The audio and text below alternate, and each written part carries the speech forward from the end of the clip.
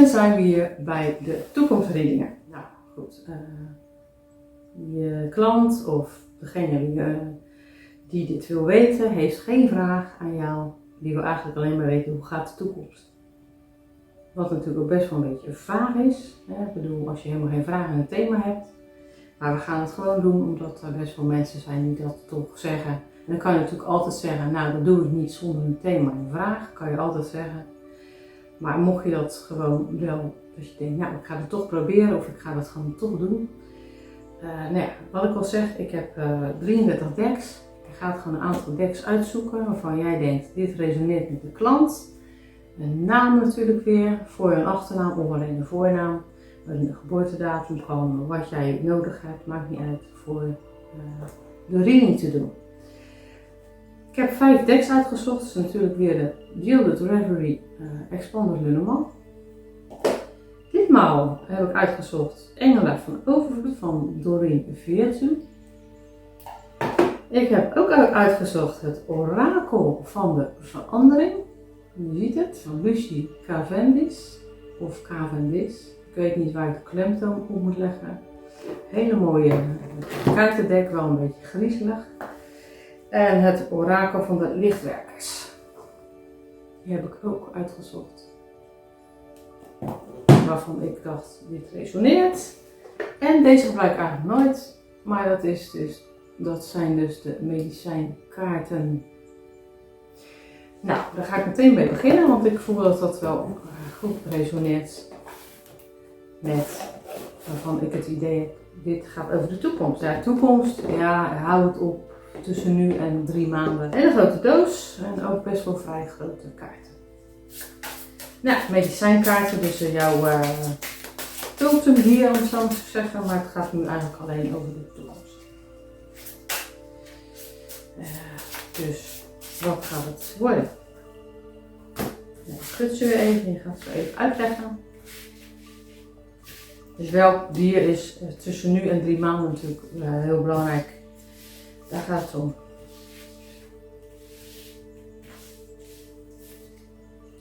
De prairiewolf, nummertje 13. Ik heb net natuurlijk ook al, de vos dan heb ik natuurlijk net gehad in een andere video, maar dit gaat om de prairiewolf. Nou, ik ga het even opzoeken, nummer 13. Ik moet wel zeggen, er staan heel veel tekst in. Heel veel tekst. Heel veel tekst. Kijk. En dan ben je er nog niet. Dus dat is echt heel veel tekst. Ja, dan moet je ook maar even een beetje zo. Je kan van tevoren ook een beetje dingen aanstrepen waarvan je denkt van oké. Het zegt, de prairiewolf die gaat een lesje over jezelf leren. Prairiewolven beschikken over magische krachten. Maar deze pakken niet altijd in hun voordeel uit. Dus het kan zijn dat je, of je klant natuurlijk in dit geval, dat hij zichzelf een beetje voor de gek houdt. Dus eigenlijk is hij zichzelf een beetje voor de gek aan het houden vanaf nu en 3 maanden. Dus het is belangrijk, zeg tegen je klant, nou het kan zijn dat je ergens intuint of dat je iets doet waarvan jij denkt, nou daar geloof ik in, maar dat de toekomst daarom niet echt zo gaat zoals je wil. Er staat eigenlijk dat hij vergeet van zijn ervaringen te leren. Hij heeft de strijd dan misschien verloren, maar hij is nooit verslagen. Ze zeggen wel eens, hè, een ezel stoot zich in het algemeen nooit 2 keer aan dezelfde steen. Maar nu blijkt dat dat wel kan gaan gebeuren, laat ik zo zeggen. Dus je kan je klant in ieder geval zeggen van, hé, het kan gaan gebeuren. Of degene over wie je een vraag hebt. Is de prairiewolf jouw kracht? Houd je jezelf voor de gek? Probeer je een tegenstander voor de gek te houden? Levert iemand je streken? Nou ja, dat is dus ook een vraag. Dan kan je natuurlijk ook eigenlijk wel zeggen van, ja, houd dat even in de gaten. Of dat dan niet gaat gebeuren in de toekomst. Maar eigenlijk heeft het een beetje te maken met zelfsabotage. Of met die ezel die zich dus weer gaat stoten aan dezelfde steen. Dus dat is een soort van waarschuwingskaart, komt eruit in dit geval.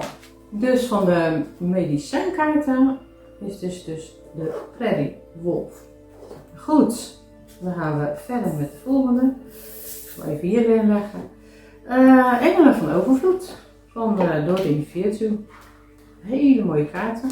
Heel duidelijke kaarten zijn het ook. Engelenkaarten, altijd mooi. Hele duidelijke boodschappen zaten ook voorop en achterop. Gooit maar krachtig.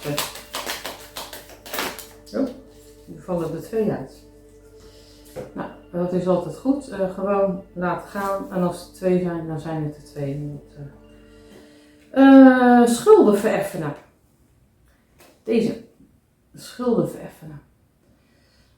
De zorg voor jezelf houdt ook in dat je de zware last van financiële en emotionele schulden uit je leven verwijdert. Alleen al door dit onder ogen te zien, voel je je lichter en vrijer. Je neemt je voor om huidige verplichtingen af te lossen en deze in de toekomst ook te vermijden.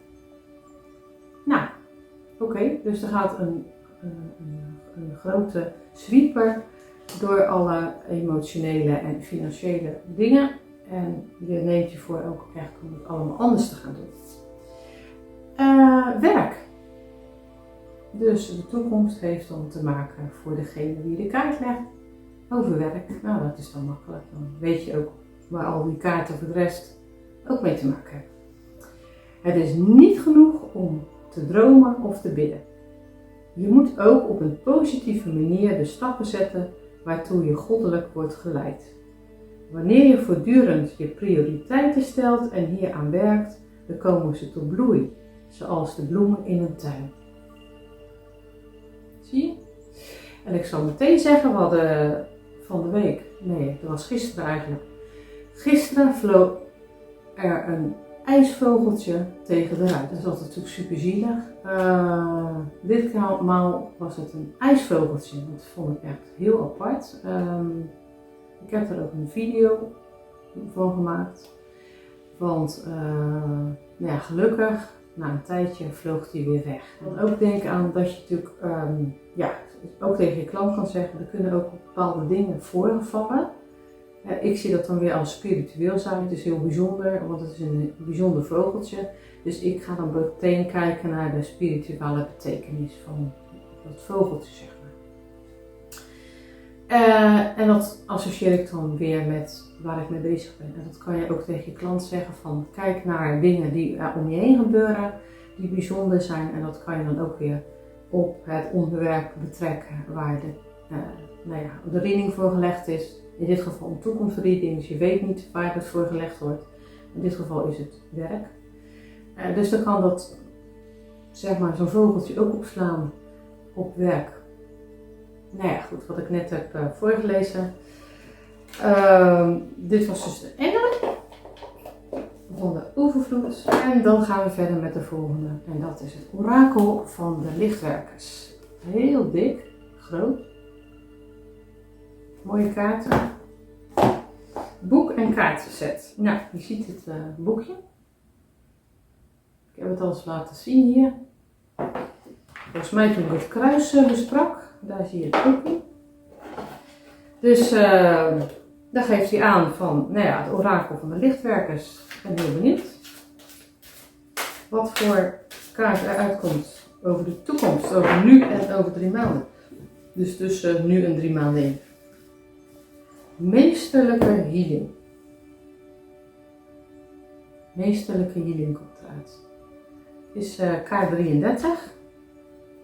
33 is natuurlijk altijd een heel bijzonder getal, een meestergetal. Net als 11, 22, 33 en 44.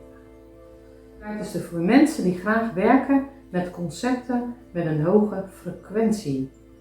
Hij komt om te bevestigen dat de opgestegen meesters zich bewust zijn van u. U staat op u, dus ik lees even voor u, heeft ook uw goddelijke aard en doel en uw hart heeft de sleutel daartoe. Als we bereid zijn om te zijn wie we zijn, kan het universum ons gemakkelijker leiden om onze bestemming te vervullen. Het universum is die gulle, onvoorwaardelijke, steunende liefde voor u. Het is uw creatieve partner. Het zal u voorzien van alles wat u nodig heeft om uw dromen, wensen en bestemming te manifesteren. Nou, mooi.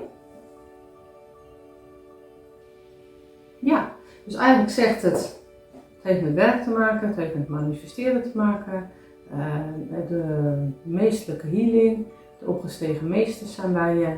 Ze weten wat je wil, ze weten, je hebt als het goed is tenminste of de klant of degene over wie het gaat, heeft, als het goed is heel transparant geweest in wat hij wil en wat hij wil inwerken in dit geval.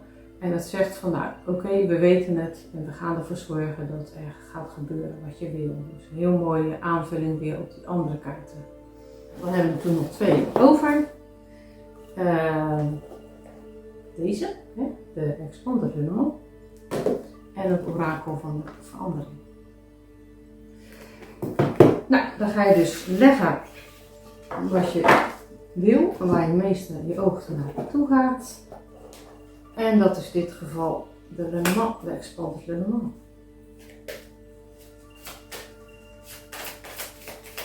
Weer even schudden. Valt er een uit, is het goed. Valt er weer niet uit. Dan valt er niet uit, ja, het is een kruiduitspraak.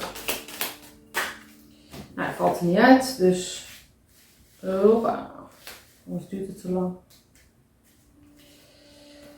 Oh, de hond valt eruit. Ja goed, als het om werk gaat, trouwe werknemer kan het om gaan. Iemand die heel veel graag wil doen wat hij wil doen op zijn werk. Het kan ook staan dat er een soort vriendschap ontstaat in het werk. In ieder geval kracht en trouw. En dat is waar, of dat het echt werk is, dat je echt je hard naar uitgaat. Maar dat je er ook heel erg trouw in bent. In het werk wat je wil gaan doen of gaat doen. Want het is nog naar je gaat te doen, want het is nog niet, het gebeurt nog niet, maar het gaat wel komen. Dus, maar dat is wel een hele mooie kaart als aanvulling van hé, je bent wel op de goede weg. En dan als laatste, en dat ben ik wel heel benieuwd naar, want dat gaat over de orakel van de verandering van Lucie Cavendish. Wat ik vroeger griezelige kaarten vond. Dat is deze kaart. Die dek.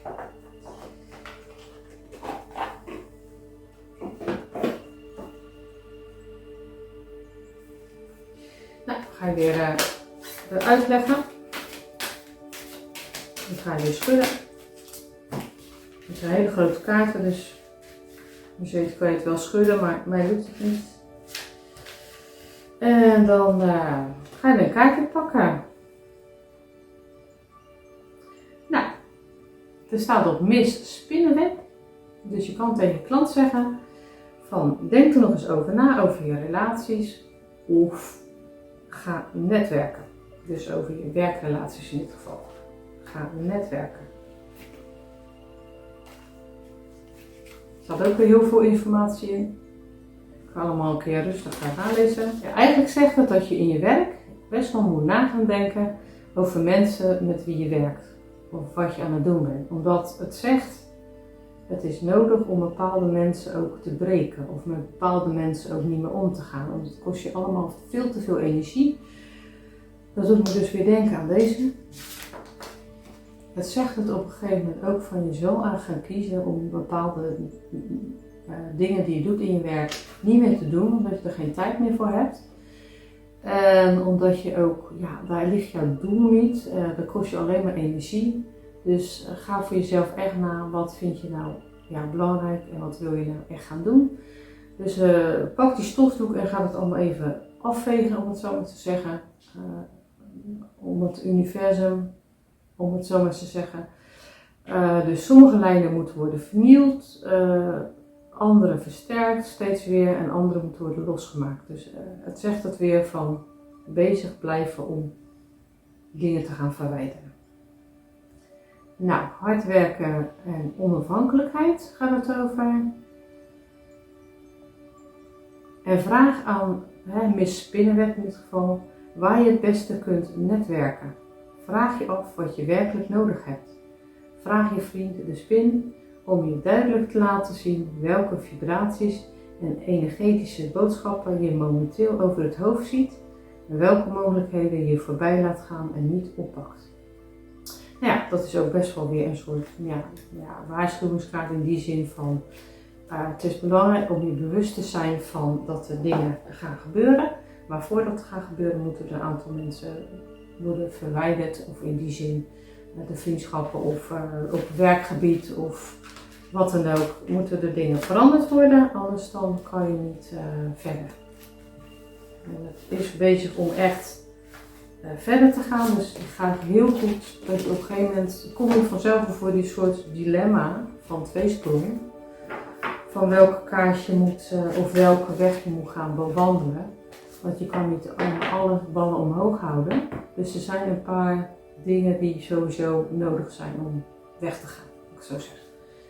Dus dat tussen nu en 3 maanden. Dit is de toekomstreading. Ja, dus eigenlijk zegt het, oké, het gaat over werk. Het gaat over verbindingen, mooi nieuw werk waar je hart ligt, bindingen, dat ga je allemaal doen. Het gaat er ook over netwerken wat je nog moet gaan doen. Het gaat er ook om van, je bent wel transparant, want ze hebben je gehoord, de opgestegen meesters. Het gaat erom emotioneel en financiële dingen. Het kan ook zijn dat het gaat over karma, dat je die allemaal weg gaat gooien. Van oké, ik mag wel geld verdienen en ik mag wel blij zijn met werk wat ik heel erg leuk vind om te doen. Daar kan het ook over gaan. Het gaat in ieder geval over werk, want die kaart viel er gewoon echt uit. Deze 2 kaarten vielen echt eruit. Dus dat kan je ook gewoon makkelijk tegen degene zeggen van, nou ja, daar gaat het over. Dus al met al, zonder dat de klant of wie dan ook zijn kaart heeft opengedaan en iets heeft gezegd, kan je al heel veel zien in de kaarten. Daarbij zal die klant op een gegeven moment ook gaan zeggen van ja, dat klopt en nou bla en het zal vanzelf je een gesprek gaan vormen. Maar dit is in ieder geval al mooi om zo mee te kunnen geven, laat ik zo zeggen. Ja, mocht je daar een vraag over hebben, over een toekomstreading, dat je denkt van, ik doe toekomstreadingen, maar ik doe het sowieso, zou het nog op een andere manier kunnen, of hoe zie jij dat? Maar in ieder geval niet over readings die je hebt gedaan. Daar zijn natuurlijk Facebookgroepen voor, maar wel over die vraag dat je denkt, ik wil er eigenlijk nog wel een soort handigheidje in hebben, of een soort tool wat ik kan doen om het anders te doen. Nou, ik vind het leuk dat je hebt gekeken en ik zou zeggen tot de volgende video weer.